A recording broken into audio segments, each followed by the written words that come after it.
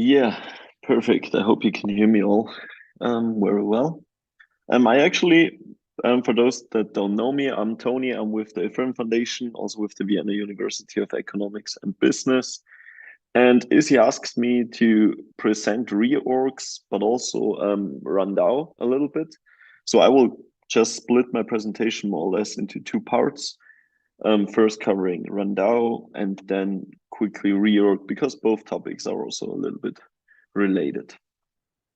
So what I'm going to talk about is this post. So I posted it on ETH Research. It's a post called Selfish Mixing and RANDAO Manipulation. And it's especially interested for everyone who is validating on Ethereum. So what is the RANDAO? Let me give you a very quick intro. The RANDAO is nothing less than the randomness generator on Ethereum. So why is randomness so important? Because Ethereum relies on its randomness to select validators, to put validators into committees, and all that important stuff is more or less governed by the RANDAO, which is nothing else than a random number that is generated within the Ethereum protocol. So what you can see on this picture is nothing else than a potential manipulation of the RANDAO. So because the RANDAO is a random number that is generated in every epoch, there is one actor, namely the last validator of an epoch, that can, in the end, decide what the RANDAO for the next epoch should be. So let's say you're the validator in the last slot of an epoch, then you can more or less determine how the RANDAO will look like at the end of the epoch. Because you can either miss your block, which means you don't update the RANDAO, or you can publish a block which updates the RANDAO. So if you are the validator of the last slot, this means more or less that you have a little bit more power than every other validator of your epoch, because you have the power to decide who is the proposer of the second but next epoch.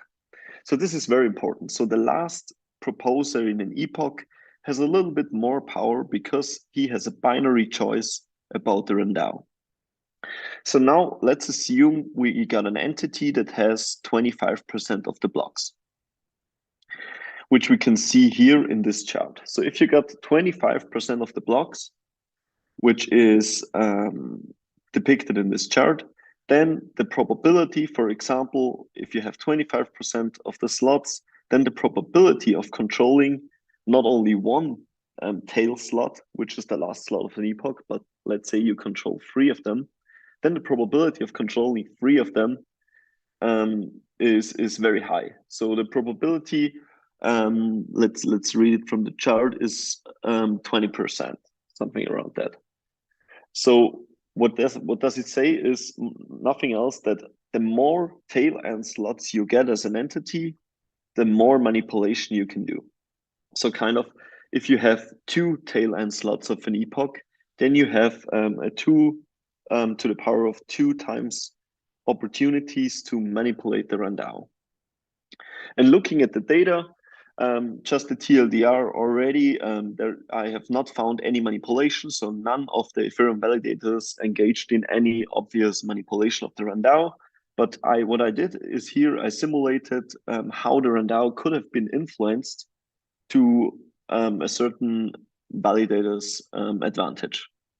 And what we can see here in this table is that, for example, Lido, there were 2 occasions where Lido had 8 consecutive slots at the end of the epoch, which means 2 to the power of 8, which is 256. So Lido, in this instances, had 256 different opportunities how to impact the RANDAO, probably potentially for personal benefits. As said, it didn't happen, but just to show you that the more tail end slots you have, the more impact you have on the randomness on Ethereum. And just a very quick TLDR, the rest will be, for the rest of the findings, you have to read the blog post, but a very quick TLDR would be that if, for example, an entity like Lido would have engaged in manipulating the RANDAO for personal benefits, then instead of only 7 slots in the second but next epoch, Lido could have gotten 16 slots. So for example, in this situation, by missing it's a total of 4. By missing out 4 slots in epoch n, an entity could have improved its own position by getting 16 instead of 7 proposals in the next epoch. And of course, this directly transitions to the second topic, which is reorgs, because of course you create, by manipulating the RANDAO, you also create incentives for validators to DOS each other in order to prevent the other party from updating the RANDAO, because every time when you miss a slot, the RANDAO cannot be updated. And this directly brings me to this website that I want to quickly show you. You can find it on reorg.pix. It's a quick website I built to just shed some light onto the situation of Ethereum, how it looks like in regards to reorgs. And what you can see here is every past reorg. Also, if there was a block, I can classify which client produced the block, which is quite cool. Of course, if I never saw a block, I cannot tell which block it was. Then an interesting finding definitely was the number of slots within an epoch that are missed most often. What you can see here is that if you propose a block in, let's say, in the first 5 slots of an epoch, then you're more at risk of being reorged or of missing your slot, just by looking at the statistics. There are also some very reasonable, some reasons behind that, of course, because at the beginning of each epoch, there is the most action in the network. Because at the beginning of the epoch, there's the epoch transition, which comes with a lot of computation. So the validators in the first slots of an epoch, they are really the ones that have to carry out most of the work, which means if you're a weak validator and you get assigned as a very early slot in the epoch, for example, slot number 1, then the probability that your block will be reorged is much higher than, let's say, if you propose in the later third of the epoch. And this is just there's no very clear reason why this happens, but what probably happens is why it's the first and not only why it's the second slot and not the first slot in the epoch is very likely due to the fact that the first validator might propose a very late block, then the second validator in the slot might try to reorg the block. That's also why we have a lot of lighthouse clients in the missing or being reorged in the second slot. And then when the second client in the epoch tries to reorg out the first, the third one might reorg out the second one. And this is kind of this chain effect that triggers many validators reorging each other in the first epochs of a slot. Can I ask a quick question? Why do you think we see no prism in the first slot getting reorged? Let me quickly check. So this is the last 60 days, which is already the longest. You're right, yeah. So the first slot is mostly when you're reorged in the first slot, it very likely means that your client might be late. For example, that you're slowing during the state transition. So maybe that is a reason that Prism is just very, very fast in doing the state transition. So that could be a potential reason for that, but I can't tell that with 100% assurance. Got it. Thanks. Right, and what is also very interesting, but you can look at that yourself when you get time. Below, you can also see the validators being reorged. So here you can see, for example, in the last 60 days, being a Rocket Pool validator was more risky being reorged than, for example, a Coinbase, Binance, or a Lido validator, which could just So if you say, okay, being a slow validator correlates with being a validator who is getting reorged, then maybe Rocket Pool validators are just slower, but it could also just mean that Rocket Pool validators, maybe they are using different relays, maybe they are just using different clients. that are more often reorg. So it's very hard to tell what is the final reason for being reorg. But yeah, you can check out this website, especially if you're a party involved in reorging and being reorg. Then yeah, reach out if you have any insights I should know. And yeah, if you get any questions, I'm very happy to answer them here.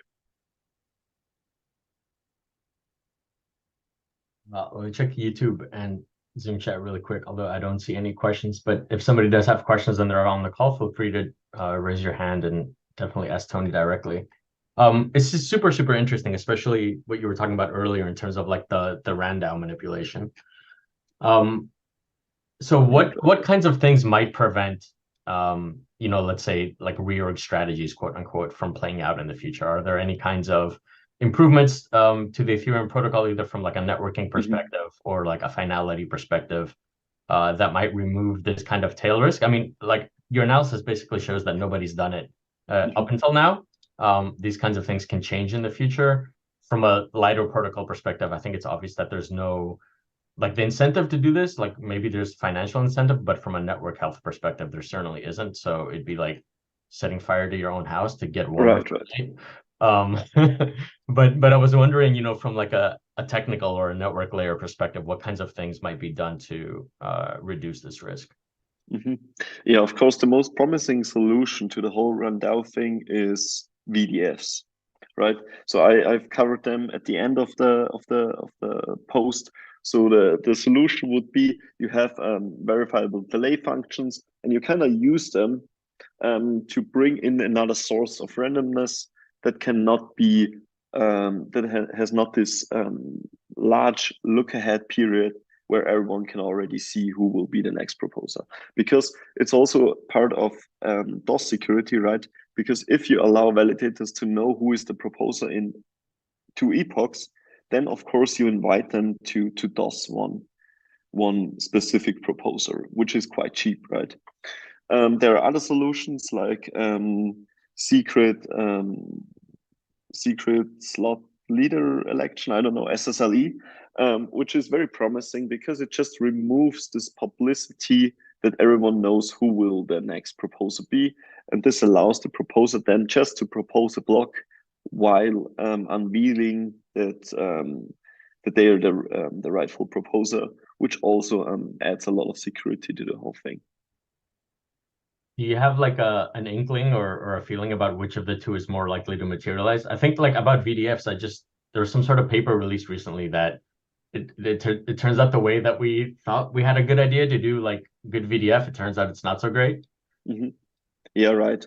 A team of the Ethereum Foundation just recently had a ETH research post saying that VDFs are not ready yet. Let's summarize it. Under not ready yet, I would say. So the SSLE is quite mature, I would say. There are definitely some problems with SSLE because, for example, let's say you're Lido and you consist of many different node operators, right? And one of the node operators misses a slot. Then you might still want to know which one was it, right? Now you can easily do that because it's public, which proposer proposes in which epoch, in which exact slot. But if we have SSLE, then only the proposer himself would know that it was his turn. So you as Lido, if you want to know who of the node of the operators just missed the slot, you would have to reach out to each of them, and each of them could only prove to you that he was the proposer, but there is at the current stage no proof of not being the proposer. Do you know what I mean? Yeah. So this is still an open field of research. I think it can be solved. There's definitely some cryptographic solution, I guess, but yeah, this is also SSLE definitely one of the promising solutions here. Got it. Thank you very much. Thanks for the insights. And also, you just recently created another dashboard, right? Right. Launched just today, censorship.pix. Censorship.pix. So people should go there to basically check out how many blocks being proposed by builders are potentially including transactions that are that include addresses that are mentioned on sanctions lists, right? Right. So currently, what was a problem on the relay front, I would say, because we had this situation right a few months ago where I think 70% of the network was censored by the relays, now turned into a builder problem, more or less. And currently, it looks like a lot of builders started censoring, and yeah, not sure about the rationale behind that. Super interesting to keep an eye on. Thanks a lot.